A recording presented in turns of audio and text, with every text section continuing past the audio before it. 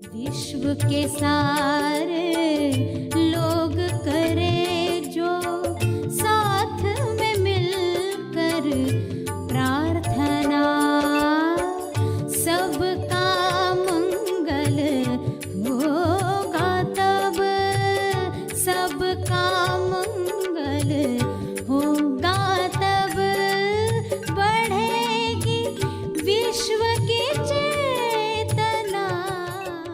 पत्थर सिर्फ आता है आपकी शुभ इच्छा जगाने। जीवन में समस्या आती है आपको बताने कि तुम जो चाहते हो वो खुल चुका है। सभी को शुभेच्छा। हैप्पी थॉट्स तेज ज्ञान फाउंडेशन द्वारा आयोजित ध्यान प्रार्थना बीज बोने के लिए आप सबका स्वागत करते हैं। लाखों लोग साल भर से इस प्रार्थना मंच पर जुड़े हैं। रोज हम सब मिलकर प्रार्थना करते हैं ताकि हम खुद भी स्वस्थ रह पाएं और जो बीमार हैं उन्हें भी हम अपनी प्रार्थना का बल पहुंचा पाएं। तो आइए ग्रहणशील रहते हैं और इस प्रार्थना का लाभ लेते हैं। सभी आंखें बंद करें, प्रार्थना करेंगे।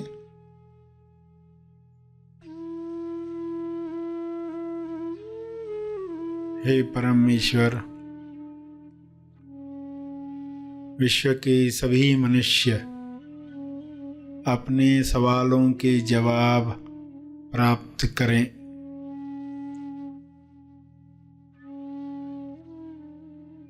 सभी मनुष्य अपने जवाबों को साथ में लेकर आगे की यात्रा करें।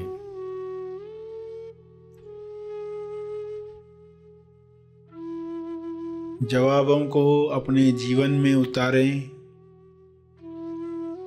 स्वास्थ्य का सवाल स्वास्थ्य का जवाब बने।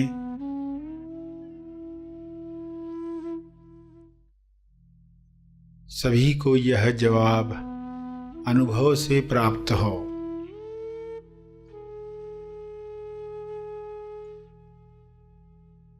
स्वास्थ्य को खोने की कमजोरी समाप्त हो। अपनी लालसाओं पर नियंत्रण न रखने की वजह से अपनी कामना पूर्ति की जरूरत की दलदल में फंसते जाता है। इसलिए स्वास्थ्य समाप्त होता है, बीमारियां घेर लेती हैं। सभी मनुष्य यह स्वबोध से जाने और कामना पूर्ति की जरूरत की दलदल में न फंसे। जो कामना स्वास्थ्य की तरफ ले जाए, मुक्ति की तरफ ले जाए, मोक्ष की तरफ ले जाए, प्रेम आनंद मौन की अभिव्यक्ति करवाए, वही कामना शुभ इच्छा के रूप में बल दे।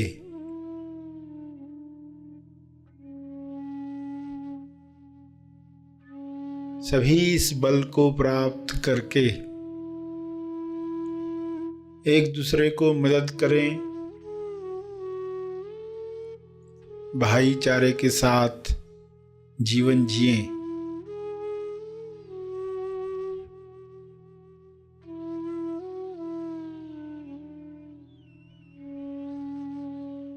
सभी मृत्यु की सच्चाई जान लें।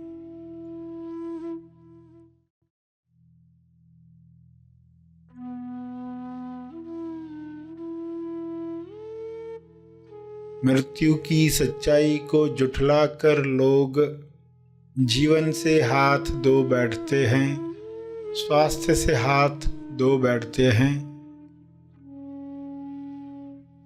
यह सच्चाई लोगों के सामने रहे।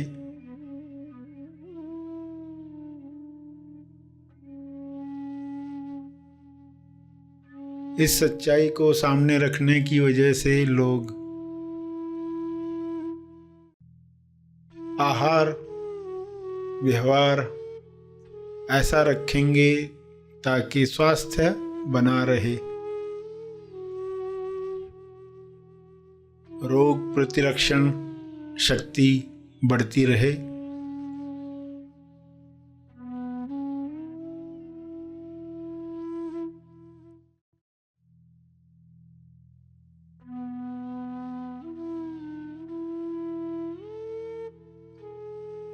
मौत की सच्चाई जागृति बढ़ाए।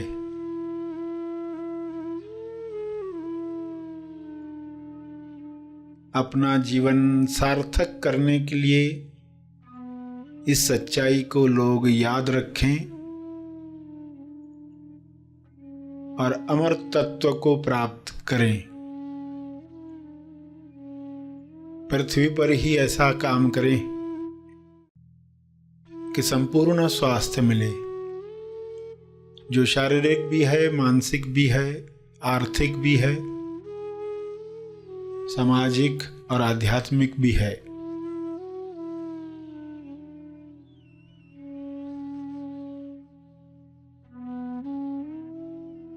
संपूर्ण स्वास्थ्य सभी का जन्म सिद्ध अधिकार है। सभी को यह अधिकार प्राप्त हो।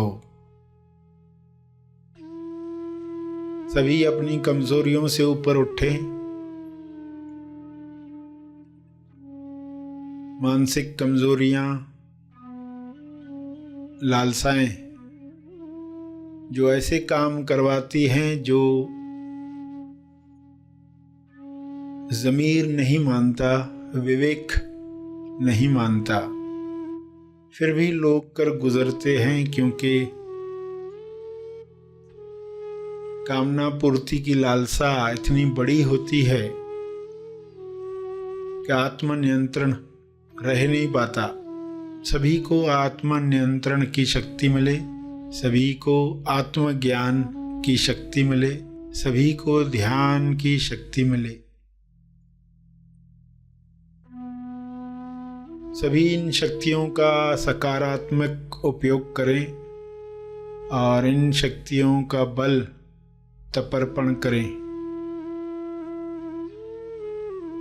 ताकि और शक्तियों को काम करने का मौका मिले। सभी का कल्याण हो, सभी का मंगल हो। इसी में मेरा मंगल भी है, इसी में परिवार का मंगल है।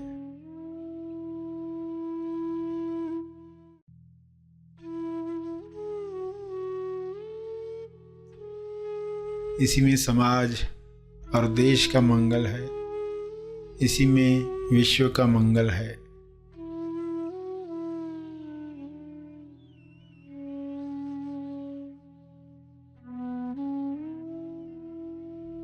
ऐसी अंडरस्टैंडिंग सबको मिले।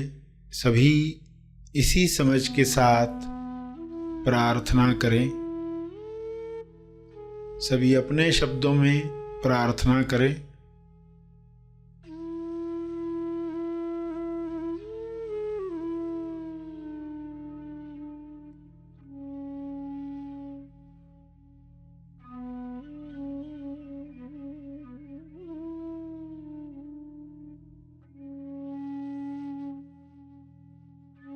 अंत में तपर्पण करके आज का सेशन समाप्त करेंगे।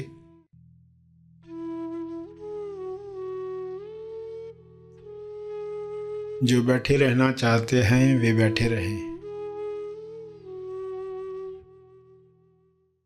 प्रार्थना का लाभ हमने लिया। आइए सब ग्रहणशील होते हैं एक चेतना संदेश सुनने के लिए। आपको निरंतरता का गुण अपने अंदर लाना है।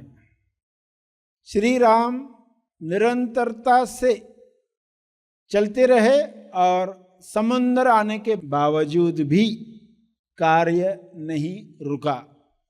जब आप अपने लक्ष्य की तरफ लक्ष्मण के साथ निरंतरता से कार्य करते हैं, क्योंकि श्री राम जी का जन्म जिस पर्पस से हुआ था वो निरंतरता के गुण की वजह से पूरा हुआ।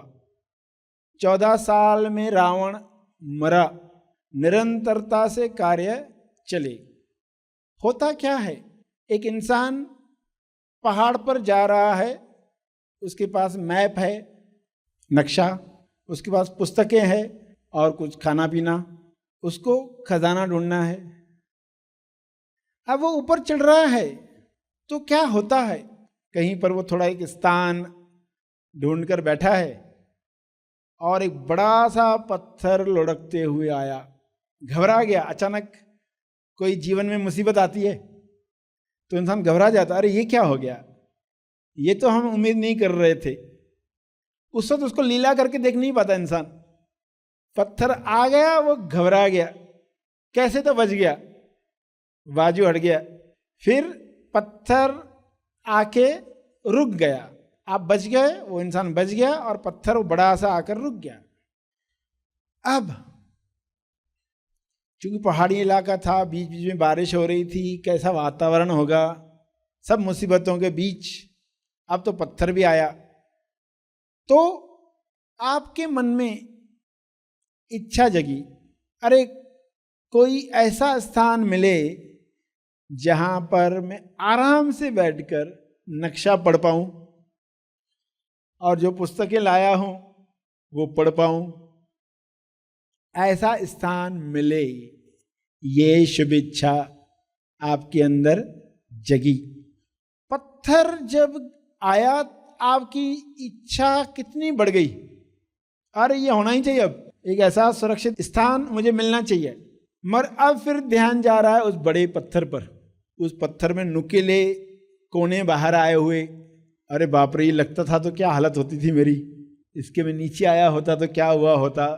अब रहस्य इंसान को मालूम ही नहीं हो सकता। एक इंसान क्या करेगा, कहेगा कि मैं वापस जाता हूं, और एक कहेगा मैं निरंतरता से ऊपर चढ़ता हूं। अब ये दो इंसान, एक ने निरंतरता को चुना, उसने क्या कहा, मैं ऊपर जाता हूं, क्योंकि उस पत्थर की वजह से उसके मन में इच्छा जगी, एक सुरक्षित स्थान मिलना चाहिए जहां मैं अच्छे से स्टडी करके सही जगह ढूंढ पाऊं खजाने की। अब जब वो ऊपर जाता है तो रहस्य खुलता है। रहस्य क्या खुलता है, वह पत्थर एक गुफा के मुंह पर रखा हुआ था, एक गुफा के मुंह पर रखा हुआ था। गुफा बंद थी, उसी से तो पत्थर आया बाहर, बारिश की वजह से, हवाओं की वजह से, जमीन कमजोर होने की वजह से। यानी वो समस्या थी कि समाधान था। एक्चुअली क्या हुआ इस कहानी में, इस एनालॉजी में आप गौर करोगे, क्योंकि ये बातें समझाना कठिन होती है, समझना कठिन होती है, भूलना आसान होता है। समझ भी गए आज तो कल भूल जाते, इसलिए किसी एनालॉजी के द्वारा, उदाहरण के द्वारा, ताकि आपको हमेशा याद रहे कि जो समस्या का पत्थर आ गया, इसने आपके अंदर इच्छा जगाई, सुरक्षित स्थान ढूंढना है। अब इच्छा तो जगी, मगर इच्छा जगने के साथ आपको पता नहीं है कि स्थान खुल चुका है। मगर उस वक्त क्या गलती होती है, हम उस पत्थर को देखते रहते। टॉस भी किया, अच्छा स्थान मिलना चाहिए। अब जितना वो उस पत्थर को देखेगा उतना क्या होगा, उसकी निरंतरता समाप्त हो जाएगी। उस पत्थर को देखकर उसने निर्णय बदल दिया। ये फाइन लाइन है, पत्थर को कितनी देर देखना है और कितनी देर के बाद छोड़ देना है देखना। पत्थर सिर्फ आता है आपकी शुभ इच्छा जगाने। जीवन में समस्या आती है आपको बताने कि तुम जो चाहते हो वो खुल चुका है।